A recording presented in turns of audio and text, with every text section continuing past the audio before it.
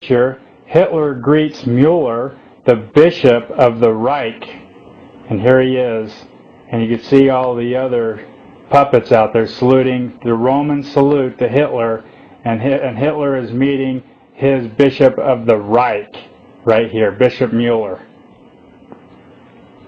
This is a photograph of Germany signing a concordant with the Vatican in Rome on July 20th, 1933.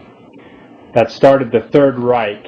By signing the concordant, Germany has now become a part of the government of God. The Vatican gives government divine protection and international protection. That's where the Third Reich started, right there. This is a photograph of the Catholics celebrating Hitler's birthday. It became an annual event for the Catholic Church and Hitler. This is a picture on April 20th, 1939. The celebrations became a tradition by Pope Pius XII. This is not the Hitler salute, it's the Roman salute. You can see it goes back to Rome, and all you have to do is look in your encyclopedia, and it explains that this salute right here is nothing but a Roman salute. Here you see the cab driver here giving the Roman salute to the Roman Catholic priest. Here's a Roman Catholic cardinal, and look how he marches in front of the soldiers, and the Nazi soldiers here, showing who's in command. This is a very telling picture. Here you have those who are saluting Hitler, and then you got the Roman Catholic priests standing there because they represent the government of God, and they're here to give Hitler the orders from the Pope.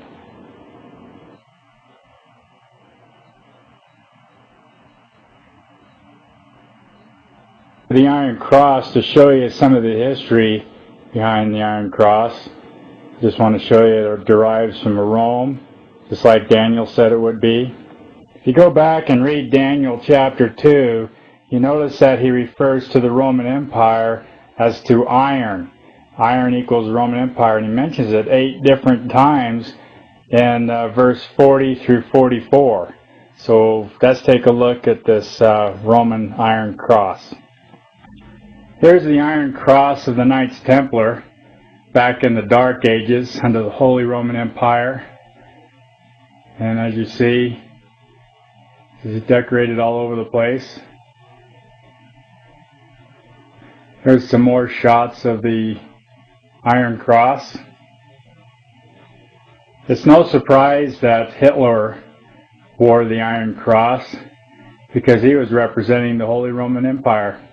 This is also another Crusader, Knights Templar during the Holy Roman Empire. As you can see, the Iron Cross. So that is the universal symbol of Rome. Right here, you see the Iron Cross. That's in St. Peter Basilica in the Vatican. So you can see there's the symbol of Rome, the Iron Cross. It just happens to be right there. Here's a closer shot of the Iron Cross. Here's the Iron Cross. There's the sun god Baal from Babylon worship. And there's St. Peter's tomb, all in a row. Symbols of Rome and Babylon. Here you see all the soldiers swearing a personal loyalty oath to the Führer. And this is the exact same 3-finger salute that is made to the Pope, the Swiss Guards. So you can see here that even the oath is to the Führer and to the Pope and to the Reich, the Third Reich salute. Here's the Swiss soldier swearing allegiance to the Pope. The Swiss soldiers served the armies of the Pope from the late 1300s onward. And now you know why Switzerland never gets invaded. Switzerland signed a concordant with the Pope to be their personal protectors, and in exchange, Switzerland holds the banking interest of the Vatican, holds all their gold and silver, and they are exempt from any country to invade them. Now you know the real reason why Switzerland never gets invaded. This is out of the Salt Lake Tribune, May 7th, 2005. It says right below the picture here, a recruit raises 3 fingers during the swearing-in ceremony Friday of the Pope's elite military corps at the Vatican. They swear the loyalty to serve the Pope, sacrificing, if necessary, their life in his defense, the Swiss Guard. This is out of the Encyclopedia on Vatican City.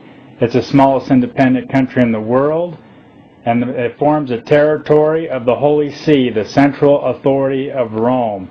And as you see on the back of your dollar bill, this familiar picture, and on the back, on this here, is actually the Holy See, is another name for the Pope and his territory. And there's only one country in the world where the official language is Latin, and we have Latin on the back of the dollar bill, and it translates announcing the birth of the New World Order. So when the Holy See finally sits on its throne, the Antichrist, 3.5 years rule, this top here will finally have a resting place once it's finalized, when Rome's wound is completely healed. For those of you, remember the Vatican's European Union poster, the official European poster of the Tower of Babel being rebuilt? And if you look at your dollar bill, when the eye finally sits on the pyramid, it's a completion of the Tower of Babel and the One World Order.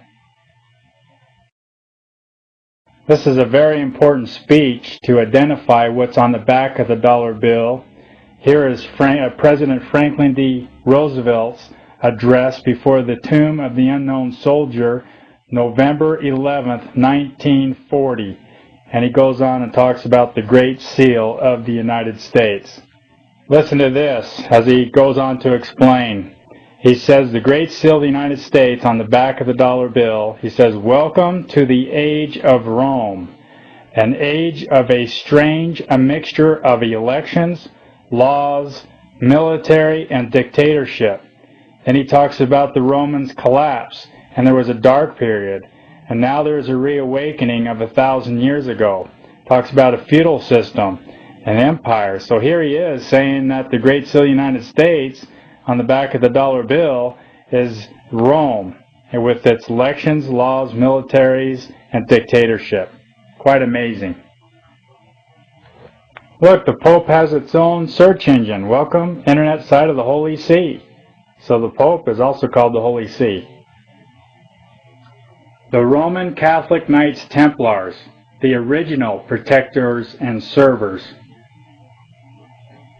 Protect and serve. You probably saw that on the cop cars years ago. Their motto is, when you protect something, you control it. When you continue to serve the thing you control, it is lulled into complacency. The complacency, the thing which is protected, never realizes it is controlled. Therefore, to control something, you must protect and serve it very well. You must be sure it stays so happy and complacent that it never even thinks about freedom, let alone seeks it. The perfect slave thinks he is free. That's the Knight Templar's motto. Those of you that are from the UK, there's been headlines in the news that the IRA, the Irish Republican Army, ending its long-time armed campaign. And the IRA is nothing but the Catholics fighting the Protestants for control.